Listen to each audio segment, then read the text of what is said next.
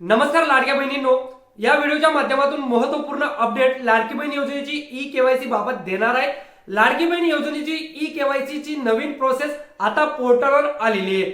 ज्या लाडक्या बहिणींना पती नाही, वडील नाही किंवा त्यांचा घटस्फोटित झाला असेल तर अशा लाडक्या बहिणींनी आपली ई केवायसी आता कशी पार पाडायची। त्यानंतर तुम्हाला माहिती की पूर्वीची जी लाडकी बहीण योजनेची ई केवायसी प्रोसेस होती, तर ई केवायसी प्रोसेस मध्ये दोन प्रश्न विचारण्यात आले होते। एक निवृत्ती वेतनधारकाच्या बाबत होता आणि एक सरकारी कर्मचारी बाबतचा होता।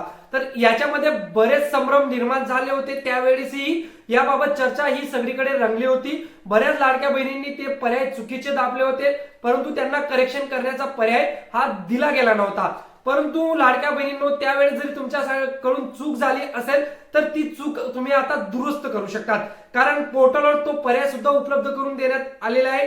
ज्या लाडक्या बहिणींनी तेव्हा त्या प्रश्नांमध्ये कन्फ्युजन किंवा संभ्रम निर्माण करून चुकीचा पर्याय दाबला गेला होता, तर ते लाडक्या बहिणी आपला जे करेक्शन आहे तर ते एडिट आता करू शकतात। पोर्टलवर तशा पद्धतीने अपडेट आलेली ही जी प्रोसेस आहे तर ती 31 डिसेंबर पर्यंत राज्यात आता राबवली जाणार आहे।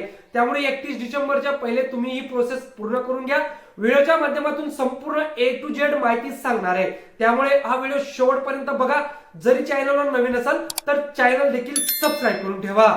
तर बघा लाडक्या बहिणींनो, मी ऑफिशियल पोर्टल लाडकी बहीण योजनेचा नवीन जी केवायसीचा पोर्टल आहे तर त्याच्यावर आलेलो आहे। या वेबसाईटची लिंक डिस्क्रिप्शन मध्ये दिलेली आहे, सो तिथे क्लिक करून डायरेक्टली या वेबसाईटवर या। मी लॅपटॉपमध्ये तुम्हाला दाखवत आहे, तुम्ही मोबाईलमध्येही ही वेबसाईट ओपन केली तरी चालेल मित्रांनो। तर बघा, तुम्ही वेबसाईट ओपन केल्यानंतर असा एक पॉपअप तुम्हाला पिवळ्या कलरमध्ये शो होताना दिसत आहे। याच्यामध्ये ई केवायसी प्रक्रिया राबवित असताना लाभार्थ्याकडून पर्याय निवडताना संभ्रम असल्यामुळे ई केवायसी करताना चुका झाल्या असल्यास किंवा पती किंवा वडील हयात नसलेल्या तसेच घटस्फोटित लाभार्थ्यांनी ई केवायसी जी प्रक्रिया आहे तर ती, त्यानंतर ज्या लाडक्या बहिणींनी अद्यापही आपली ई केवायसी प्रक्रिया पूर्ण केली नाही तर अशा सर्व महिलांसाठी इथं हा पर्याय आता उपलब्ध करून देण्यात आलेला आहे। तर इथं क्लिक करूया, इथं क्लिक करूया, पर्यायावर क्लिक करा।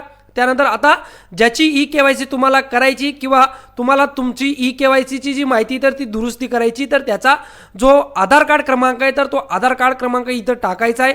आधार कार्ड क्रमांक टाकल्यानंतर कॅप्चा टाका। कॅप्चा टाकल्यानंतर मी सहमत आहे या पर्यायावर क्लिक करा आणि तुमच्या आधार कार्ड सोबत जो मोबाईल नंबर आहे तर त्याच्यावर OTP पाठवा।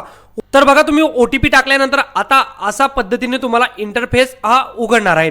पूर्वी जी लाडकी बहीण योजनेची ई केवायसी प्रोसेस होती तर तिच्यामध्ये खूप जो बदल आहे तर तो बदल आता करण्यात आलेला आहे। आता अशा पद्धतीने इंटरफेस येईल, ज्यात तुम्हाला विचारलं जाईल की विवाहित आहात की अविवाहित। तर इथं मी विवाहित करतो। विवाहित केल्यानंतर तुम्हाला या चेकबॉक्सवर क्लिक करायचं आहे। त्यानंतर 2 नंबरचा क्वेश्चन येईल, तो म्हणजे तुमचे जे पती आहेत तर ते पती हयात आहेत का, पतीचं निधन झाले आहे का, किंवा घटस्फोटित म्हणजे तुमचा डायव्होर्स झालेला आहे का। तर असे 3 पर्याय इथं दिसत आहेत। तर इथं मी पती हयात आहे हा पर्याय सिलेक्ट करतो। त्यानंतर आता पतीचा इथं आधार कार्ड क्रमांक तुम्हाला टाकायचा आहे। पतीचा आधार कार्ड क्रमांक टाकल्यानंतर खालचा कॅप्चा टाका मित्रांनो। कॅप्चा टाकल्यानंतर मी सहमत आहे या पर्यायावर क्लिक करा। मी सहमत आहे या पर्यायावर क्लिक केल्यानंतर OTP पाठवा। OTP हा तुमच्या पतीच्या रजिस्टर मोबाईल नंबरवर जाईल, जो आधार कार्ड सोबत मोबाईल नंबर लिंक असेल तर त्याच्यावर OTP गेलेला असेल, तो OTP तुम्हाला इथं टाकायचा आहे। OTP टाकल्यानंतर OTP सबमिट करा। तर बघा, आता लाडक्या बहिणींनो, आपण मागच्या जी प्रोसेस होती लाडकी बहीण योजनेची ई केवायसी, तिथेही आपल्याला 2 प्रश्न देण्यात आलेले होतं। त्या प्रश्नांमध्ये खूप कन्फ्युजन या लाडक्या बहिणींना तेव्हा झालं होतं, परंतु आता ते जे प्रश्न आहेत तर ते स्पष्ट स्वरूपात देण्यात आलेले आहेत। तेव्हा ते प्रश्न खूप किचकट स्वरूपात विचारले गेले होते। प्रश्न सोपा होता, परंतु जी विचारण्याची ज्यांची भाषा होती तर ती खूप गुंतागुंतीची होती। त्यामुळे लाडक्या बहिणींना क्वेश्चन पडायचा की आम्ही हो करायचं का नाही करायचं, तर अशी बरीच चर्चा याच्यावर तेव्हा चालली। परंतु आता हे जे क्वेश्चन आहेत तर ते सरळ आणि सोप्या भाषेत देण्यात आलेले आहेत। त्यात हे जो प्रश्न आहे तो म्हणजे माझ्या कुटुंबातील सदस्य नियमित कायम कर्मचारी म्हणून सरकारी विभाग तसेच उपक्रम मंडळ भारत सरकार किंवा राज्य सरकारच्या स्थानिक संस्थेमध्ये कार्यरत नाही तर नाही करायचं आहे, कार्यरत नाही तर नाही करायचं आहे, कार्यरत असेल तर आहे या पर्यायावर क्लिक करायचं आहे। त्यानंतर इथं जात प्रवर्ग निवडून घ्या, तुमचा जो जात प्रवर्ग असेल तर तो निवडून घ्या। त्यानंतर माझ्या कुटुंबातील सदस्य नियमित कायम कर्मचारी म्हणून सरकारी विभाग उपक्रम मंडळ भारत सरकार किंवा राज्य सरकारच्या स्थानिक संस्थेमध्ये सेवानिवृत्तीनंतर निवृत्ती वेतन घेत आहे का। तर निवृत्ती वेतन जर घेत आहे तर आहे करा, नाही घेत आहे तर नाही करा, नाही असा पर्याय आहे तर याच्यावर क्लिक करा।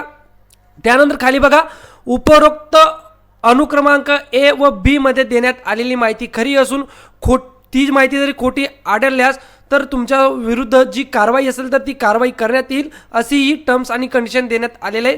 तर त्याच्यावर चेक करा आणि सबमिट या पर्यायावर तुम्हाला क्लिक करायचं आहे. सबमिट या पर्यायावर क्लिक केल्यानंतर तुमची KYC पडताळणी यशस्वीरित्या पूर्ण झाली आहे. तर अशा पर्याय तुमच्या समोर येत आहे. तर आता ज्या लाडक्या बहिणींना पती नसेल, वडील नसेल, घटस्फोट झाला असेल तर अशा लाडक्या बहिणींना सुद्धा KYC करता येणार आहे. तर अशी नवीन जी पद्धत आहे तर ती पोर्टलवर आलेली आहे. पोर्टलवर महत्त्वपूर्ण अपडेट आलेलं आहे.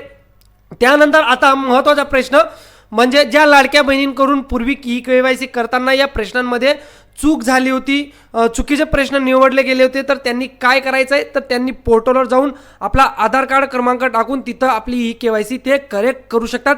एकच वेळेस त्याने पुन्हा आपली KYC करू शकतात, नंतर करता येणार नाही. आणि ही जी प्रोसेस आहे ती फक्त 31 डिसेंबर पर्यंतच चालू राहणार आहे. हा व्हिडिओ जास्तीत जास्त लाडक्या बहिणींपर्यंत नक्की शेअर करा आणि अशाच महत्त्वपूर्ण अपडेटसाठी आपलं चॅनल सबस्क्राईब करायला विसरू नका.